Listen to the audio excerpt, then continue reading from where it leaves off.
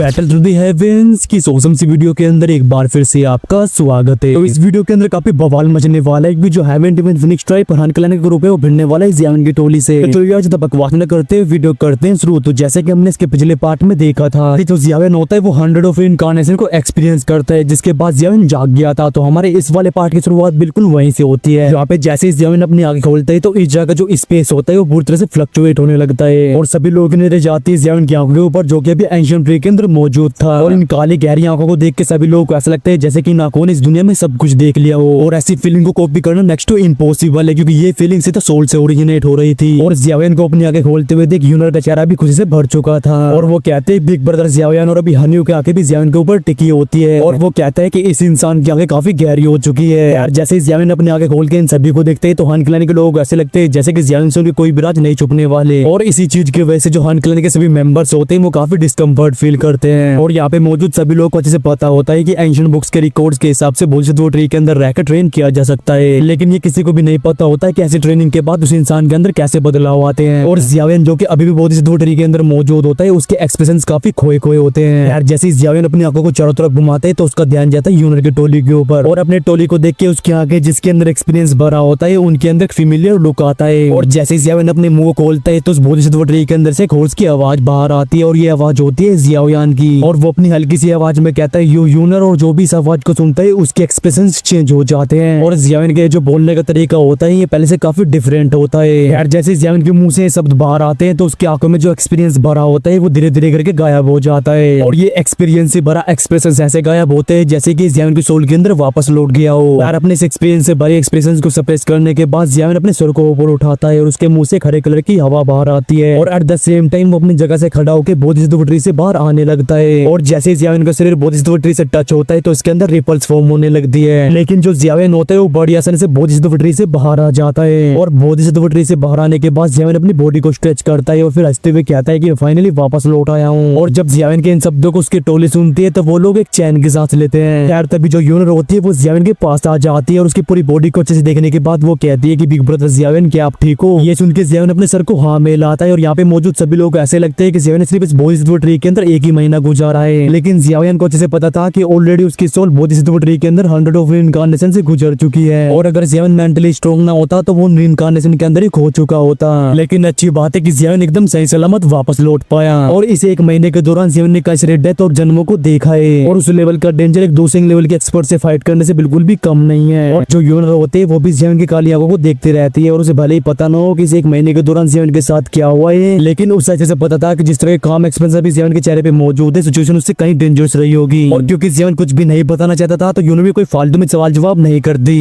यार तभी जो ज़ियान होता है वो पीछे मुड़ के बुलशिट वो ट्री को देखते हैं और अपने हाथों कप करते हुए कहता है तुम्हारा बहुत बहुत धन्यवाद। और ये बुलशिट वो ट्री जिसके अंदर एक महीने से कोई भी एक्टिविटी नहीं हुई थी वो ज़ियान के इन शब्दों को सुन के अपनी टहनियों को हिलाने लगता है और इस सीन को देख के वहाँ पे मौजूद सभी लोग शॉक्ड फील करते हैं और उन्हें पता चलता है कि ये चीज एक्चुअली में अपनी इंटेलिजेंस को पोजेस करती है। लेकिन सीन कुछ ऐसा होता है कि पिछले एक महीने में बुलशिट वो ट्री अपनी इंटेलिजेंस को बिल्कुल भी शो नहीं करता। खैर तभी जो गोचिंग यांग होता है वो आगे आता है और वो कहता है कि ये हो रहा, अब मैं भी तुम्हारी स्ट्रेंथ के बारे में पता नहीं लगा पा रहा हूँ और क्या तुम ऑलरेडी बैंशिंग क्लास में एंटर कर चुके हो। और अभी गोचिंग यांग भी ज़ियान के खतरनाक ग्रोथ पे बिलीव नहीं कर पा रहा होता और अभी उसे ज़ियान के अंदर से ऐसी फीलिंग आती है कि उसने ऐसी फीलिंग्स को अपने क्लैन के बैंशिंग लेवल के एक्सपर्ट से भी फील नहीं किया होता। और गोचिंग यांग के इन शब्दों को सुन के ज़ियान कहता है कि आखिरकार ये इतना आसान कैसे हो सकता है। ज़ियान गोचिंग यांग से बिल्कुल भी झूठ नहीं बोलता क्योंकि अभी भी ज़ियान ने बैंशिंग क्लास में एंटर नहीं किया है, उसे हम 209 चेंज के पीक पे बोल सकते हैं। लेकिन इस एक महीने की ट्रेनिंग के दौरान ज़ियान ने वो चीज हासिल कर ली है जिसे कि बाकी लोग 10 साल तक ट्रेनिंग करने के बाद भी हासिल नहीं कर पाएंगे और ये स्पीड काफी शॉकिंग होती है। और भले ये टाइम बाकी की नजरों में सिर्फ एक महीना ही था, लेकिन ज़ियान ने इस दौरान कई 100 सालों को एक्सपीरियंस किया है और इन कई 100 सालों का यूज करके ज़ियान ने अपने दिल को रिफाइन करके बार बार कंप्रेस किया है और ऐसा करने के बाद ही ज़ियान 209 चेंज के पीक पे पहुंच पाया है। और अभी हम ज़ियान को एक पीक 209 एक्सपर्ट या फिर हाफ बेंशिंग भी बोल सकते हैं। और ज़ियान हमेशा उसी स्ट्रेंथ के ऊपर भरोसा करता है जैसे कि उसने खुद से हासिल किया हो। यहाँ तक कि ज़ियान ने 100 ऑफ इनकार्नेशन के दौरान जो भी स्ट्रेंथ हासिल की है ज़ियान ने उसे बार बार सप्रेस करने की कोशिश की है, क्योंकि ज़ियान ये बिल्कुल भी नहीं चाहता था कि उसकी स्ट्रेंथ बिना फाउंडेशन की ऐसे ही बढ़ती रहे। और ज़ियान का जो टारगेट है वो बहुत ही बड़ा है और वो नहीं चाहता था कि छोटे छोटे फायदों की वजह से उसके जो फ्यूचर के बेनिफिट है वो कम हो जाए। और ज़ियान को अपने सर को हिलाते हुए देख गोचिंग यांग थोड़ा हैरान हो जाते हैं, जिसके बाद वो हेल्पलेसली तरीके से मुस्कुराने लगता है। और अभी गोचिंग यांग ज़ियान के थॉट्स को बिल्कुल भी गेस नहीं कर पा रहा था और जब गोचिंग यांग ये सोच रहा होता है तभी ज़ियान अपने सर को घुमाते जियोफेंग और हन्यू को देखता है और ज़ियान को अपनी तरफ देखते हुए देख ये सभी लोग अपनी दुखी को सर्कुलेट करने लगते हैं और ये सभी लोग अभी अलर्ट और कोल्ड एक्सपीरियंस के साथ जियान को देख रहे होते हैं और अगर जियान कोई अनयूजुअल एक्शन लेता है तो ये सभी लोग भी अटैक करने के लिए एकदम रेडी हो चुके थे। और हनी और जियो फैंग के ऐसे एक्सप्रेशंस को देख के जियान के चेहरे पे एक स्माइल आती है और भले ही जियान के लिए बोधिसत्व ट्री के अंदर एंटर करने से पहले इन दोनों से फाइट करना काफी डिफिकल्ट होता, लेकिन अभी के टाइम पे जियान को अपनी स्ट्रेंथ के ऊपर पूरा कॉन्फिडेंस होता है और वो अच्छे से जानता था कि अब वो इन दोनों को बड़ी आसानी से हैंडल कर सकता है। और जब हनी और जियो फैंग जियान को ऐसे मुस्कुराते हुए देखते हैं तो उन दोनों की मुठ्ठियां कस जाती है और अभी उस हनी जिसके चेहरे पे हमेशा ही वो स्माइल रहा करती थी वो पूरी तरह से गायब हो चुकी थी और अभी वो जियान के अंदर से खतरनाक लेवल के डेंजर को फील कर पा रहा था।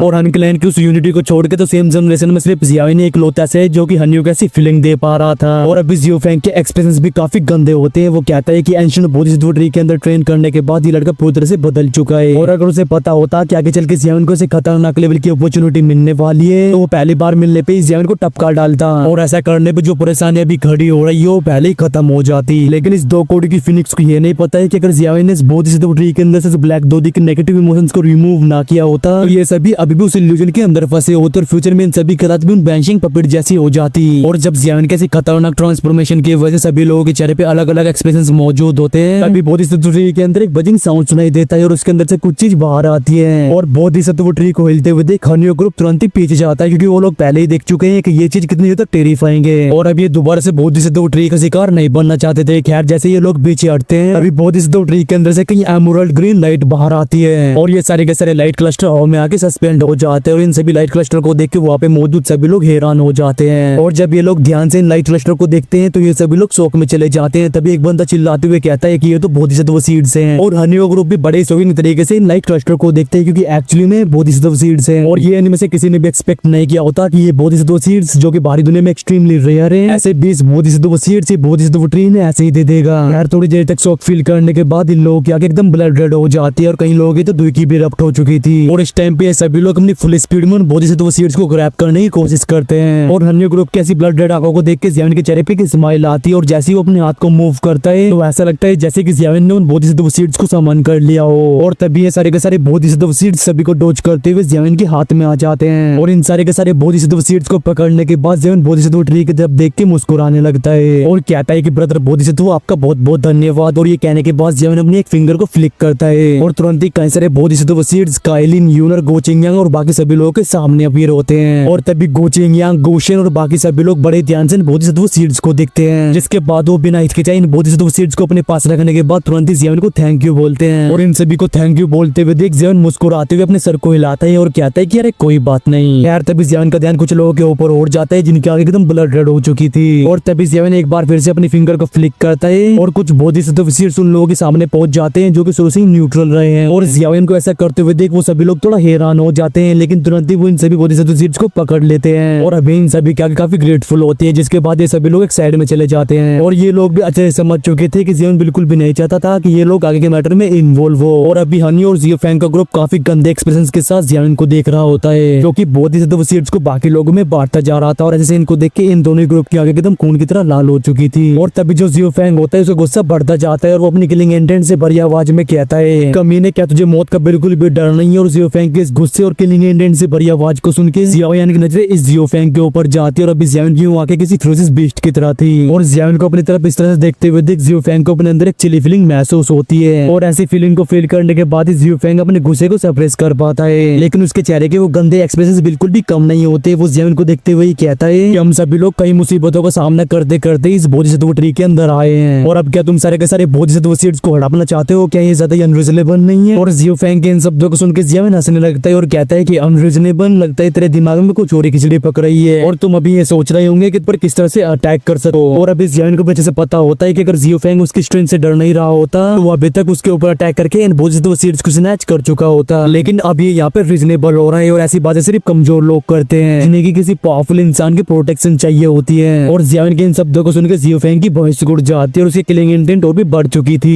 लेकिन अभी भी उसकी सेंस ऑफ रीजनिंग बरकरार होती है। इस वजह से वो तुरंत ही जियान के ऊपर अटैक नहीं करता। वो तुरंत ही अपने गंदे एक्सप्रेशंस के साथ हनी को देखता है और कहता है कि ब्रदर हनी अब तुम मुझसे ये मत कहना सारे के सारे बोधिसत्व सीड्स किस तरह से चले जाने की वजह से तुम्हें कोई भी फर्क नहीं पड़ता और क्या हमारे यहाँ पे पहुंचने के सारे एफर्ट्स एकदम यूजलेस जाने वाले हैं। और अभी हनी के एक्सप्रेशंस काफी काम होते हैं और जियो फैंग के इन शब्दों को सुन के भी हनी कोई रिप्लाई नहीं करता, लेकिन वो भी इस टाइम पे काफी डिसैटिस्फाई फील करता है और भले भले ही बंदा काफी काम रहता हो, लेकिन ये भी अभी अपनी किलिंग इंटेंट को सप्रेस नहीं कर पा रहा था। हन्यू थोड़ी देर तक और शांत रहता है, जिसके बाद वो अपनी कोल्ड आवाज में कहता है, जियाओयान तुम इस मैटर को रिजोल्व करने के लिए 8 बोधिसत्व वसीयट्स हमारे और heaven demon phoenix tribe group के हवाले कर दो। और हन्यू के इन शब्दों को सुनकर जियाओयान के चेहरे पे एक स्माइल आती है और जैसे ही वो अपने हाथ को खोलते हैं तो वहाँ पे भी 11 बोधिसत्व वसीयट्स मौजूद थे। और अगर वो इनमें से 8 बोधिसत्व वसीयट्स इन लोग हैंड ओवर कर देता है तो सिर्फ उसके पास 3 ही बच जाएंगे। तो फिर जियाओयान ऐसा कैसे कर सकता था? और ऊपर से ये बोधिसत्व वसीयट्स ऐसे भयानक लेवल के इफेक्ट्स को पोजेस करते हैं, इसका यूज करने के बाद दोशिंग क्लास में एंटर करने के चांसेस कहीं गुना बढ़ जाते हैं। और ऊपर से इन सीड्स का यूज करके बोधिसत्व पिल को भी रिफाइन किया जा सकता है। और ये टियर 8 की पिल जो कि 9 रंगों वाली पिल लाइटनिंग को अट्रैक्ट कर सकती है, इसके लिए कहीं दूसरे पीक के एक्सपर्ट्स पागल हो जाएंगे। और अगर जियाओयान इन बोधिसत्व सीड्स को इन दोनों फैक्शंस को पकड़ा देता है तो हो सकता है कि इन फैक्शंस के अंदर और भी दोशिंग अपीयर हो जाए और ऐसा करने पे फालतू में जियाओयान के एनिमीज और भी पावरफुल हो जाएंगे। और जियाओयान के व्यक्तित्व को देखते हुए वो ऐसे पागलपन से भरे काम नहीं करने वाला। और इसी वजह से जियाओयान अपने सर को हिलाते हुए कहता है कि तुम्हें मिलेगा ठेंगा, यानी कि मैं तुम्हें कुछ भी नहीं देने वाला। और जैसे जियाओयान के मुंह से ये शब्द बाहर आते हैं तो यहाँ का एटमॉस्फेयर काफी ज्यादा टेंस हो जाता है और अभी सभी लोग एक खतरनाक लेवल का प्रेशर फील कर पा रहे थे।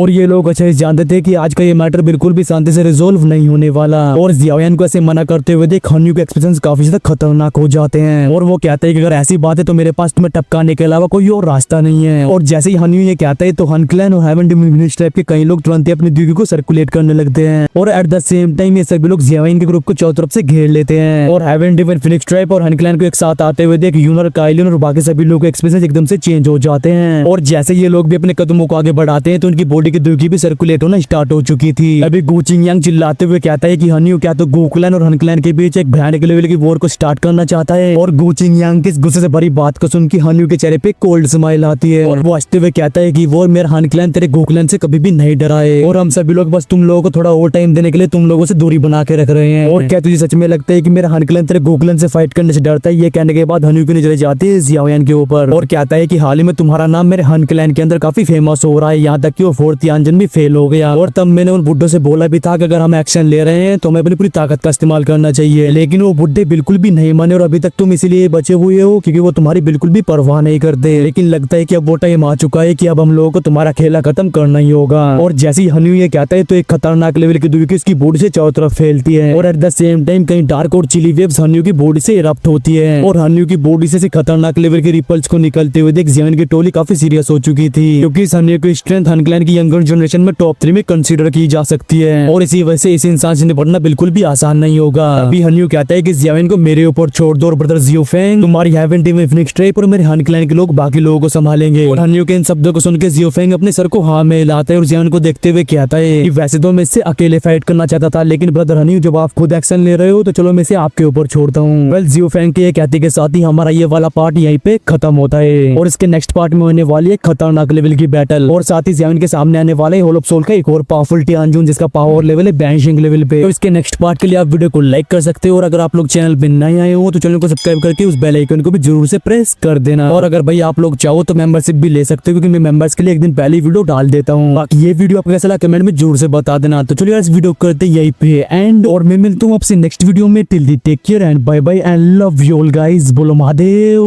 महादेव।